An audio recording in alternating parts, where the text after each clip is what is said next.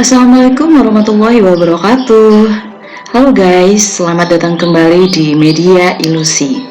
Hari ini kita akan membahas sesuatu yang lagi viral di Twitter guys. Ada apa sih di Twitter? Jadi tadi malam ada semacam rapat global antara Pioneer dengan P-Chain Mall Pusat guys. Kebetulan kami dari Media Ilusi juga ikut nimbrung. Dari rapat global semalam, ada beberapa info yang sangat penting yang harus Pioneer ketahui. Jadi jangan lupa untuk simak video ini sampai habis dan jangan di skip-skip ya, agar kalian tidak gagal paham. Tapi sebelum kita lanjut, jangan lupa untuk teman-teman yang masih belum subscribe, jangan lupa untuk subscribe, dan juga jangan lupa untuk like dan komen di kolom komentar. Oh iya guys, sebelum mulai perlu kami informasikan bahwa video ini adalah hasil transkrip ke bahasa Indonesia dari narasumber yaitu tuan rumah Bapak Edwin yang merupakan manajer komunitas global PCM atau P-Chain Mall dari Hong Kong. Tanpa berlama-lama lagi, mari kita bahas satu persatu apa sih yang dibahas di rapat global tadi malam. Jadi di rapat global tadi malam itu diikuti oleh peserta-peserta yang merupakan pioner dari seluruh dunia guys yang mau gabung di rapat global tadi malam. Jadi peserta-peserta bisa menanyakan beberapa pertanyaan ke Bapak Edwin yang merupakan manajer komunitas global PCM dari Hong Kong. Dan inilah beberapa pertanyaan-pertanyaan dan jawaban dari Bapak Edwin. Ayo kita simak satu persatu. Pertanyaan pertama, apakah ada nilai umum atau harga P untuk barang di PCM atau P-Chain Mall? Jawabannya, tidak. Harga P atau nilai P ditentukan oleh bagaimana penjual mempersepsikan nilai P. Pertanyaan yang kedua, dapatkah PCM memprediksi harga konsensus yang sebenarnya? Jawabannya juga tidak. Perdagangan akan menentukan itu. Kemudian, pertanyaan yang lain, bisakah kami mengetahui seller yang siap melakukan cross-border trading di PCM? Jawabannya juga tidak guys, informasi itu bersifat rahasia. Namun di menit terbuka, Anda dapat menjelajahi dan pada saat itu PCM akan memiliki beberapa perusahaan logistik untuk membantu pedagang dalam hal itu. Tetapi untuk saat ini, setiap pedagang yang ingin melakukan perdagangan lintas batas harus menyelesaikan masalah logistik sendiri. Lalu ada yang bertanya seperti ini, saya tidak dapat mengakses situs web PCM dan yang tertera di situ adalah kesalahan 500. Jawabannya dari Pak Edwin seperti ini. Anda pasti sudah mencoba mengakses situs web mainnet dengan pchainmall.com. Website testnet yang terbuka dan dapat diakses serta login adalah www.pchainmall.com. Situs mainnet belum siap sampai platform dibuka untuk perdagangan. Anda juga mungkin mengalami kesalahan seperti itu jika situs dikelola oleh para insinyur. Jika info yang mengonfirmasi pengiriman produk ke pembeli ini tidak terkirim, penjual tidak akan mendapatkan P apapun dan P Anda akan dikembalikan. Nantinya akan ada tombol atau fungsi laporan di mana Anda dapat memanggil tim PCM untuk penyelidikan. Apakah ada batasan untuk transaksi di platform untuk pembeli? Tidak, selama penjual ingin menjual barangnya dan tersedia. Namun, beberapa penjual yang tidak ingin menjual semua barangnya kepada satu pembeli akan diizinkan untuk menolak penjualan tersebut. Bisakah saya membeli barang di seluruh negeri? Jawabannya adalah iya. Harga produk akan memiliki dua bagian, harga jual dan biaya pengiriman. Adalah penting bahwa penjual bersedia menjual lintas batas.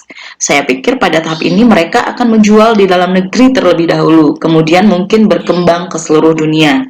Pada tahap pertama, PCM akan menjaga volume perdagangan pada level kecil, menunggu arahan tertentu dari PCT. PCT yang dimaksud ini adalah P-Core Team ya guys. Bisakah satu orang membeli lebih dari satu produk? Jawabannya adalah tergantung pada peraturan penjual, tetapi mungkin setiap orang hanya dapat membeli satu produk dari satu penjual selama periode ini. Kami tidak membatasi harga jual atau membatasi jumlah pembelian dari banyak penjual yang berbeda. Berapa tingkat harga Pi? Tergantung pada harga yang tercantum dari penjual. PCM tidak mengganggu nilai tukar. Menunggu transaksi di PCM akan melihat tarif Pi. Ketika banyak transaksi akan memiliki tarif umum. Orang Cina berbicara tentang harga Pi setara dengan 314.000 dolar. Bagaimana tanggapan Anda? Jawabannya adalah seperti ini. Anda akan melihat harga di PCM setelah meluncurkan transaksi resmi. Kami tidak mencoba membahas harga Pi di sini. Catatan untuk pembeli, tidak akan ada biaya platform pada awalnya, hanya biaya transaksi 0,01 Pi dari blockchain. PCM tidak akan pernah meminta frasa sandi dompet P-Minute Anda. Apa yang menjadi catatan untuk penjual? Jawabannya, jika Anda tidak memiliki KYC, Anda masih dapat memposting produk untuk ditukar. Pi yang terkumpul akan disimpan sementara di dompet PCM. Setelah KYC dan memiliki dompet P-Minute, Anda dapat menarik Pi ke dompet P-Minute. Barang bisa lama atau baru, tetapi harus memastikan kualitas sesuai deskripsi. Penjual memiliki peluang untuk menjangkau banyak pelanggan secara global. Bagaimana dengan proses pembelian? Jawabannya, memesan, membayar Pi, menerima barang, pembeli mengkonfirmasi penerimaan barang, PCM mentransfer uang ke penjual atas permintaan dengan biaya transfer 0,01 Pi. Jika penjual gagal mengirimkan atau tidak mengirimkan barang, maka akan ditangani oleh PCM sejauh dimungkinkan untuk menangguhkan penjual atau mengeluarkan penjual dari platform PCM. Nah, itulah guys rangkuman dari beberapa pertanyaan dan jawaban dari pihak P-Chain Mall. Sekarang yuk kita bahas dan kasih kesimpulan ya. Dengan cara P-Network berjalan, alih-alih negara mengadopsi Pi sebagai alat pembayaran yang sah, Pi akan mengadopsi negara sebagai negara hukum untuk tender. Sahabat pioneers, kalimat di atas adalah terjemahan dari akun Twitter Pi Revolution. Mari kita coba pahami sama-sama ya. Bahwa banyak orang di beberapa negara termasuk di Indonesia menganggap Bitcoin adalah alat pembayaran layaknya fiat. Sebenarnya tidaklah demikian, karena Bitcoin adalah koin digital. Maka secara hakikatnya, Bitcoin itu adalah sebuah aset yang dapat dijadikan sebagai alat tukar.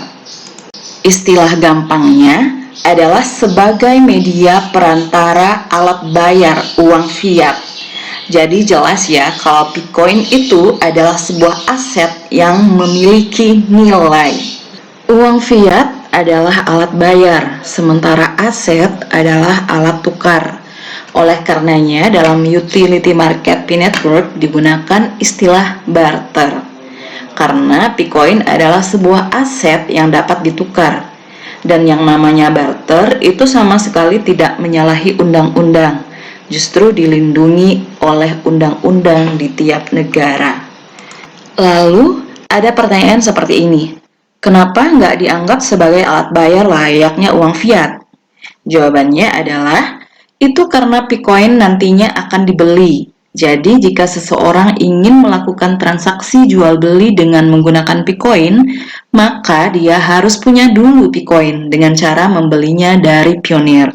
Lantas ada pertanyaan lagi, kalau begitu kenapa tidak langsung saja pakai uang fiat untuk transaksinya?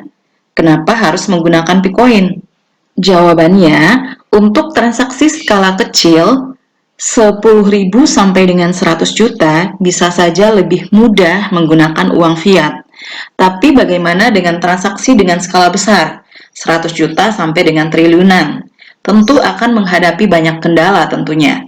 Karena banyak keterbatasan layanan perbankan dan regulasi peraturan pemerintah terhadap sirkulasi uang fiat. Jadi sangat tidak efektif dan efisien, membutuhkan waktu yang lama lebih dari 24 jam.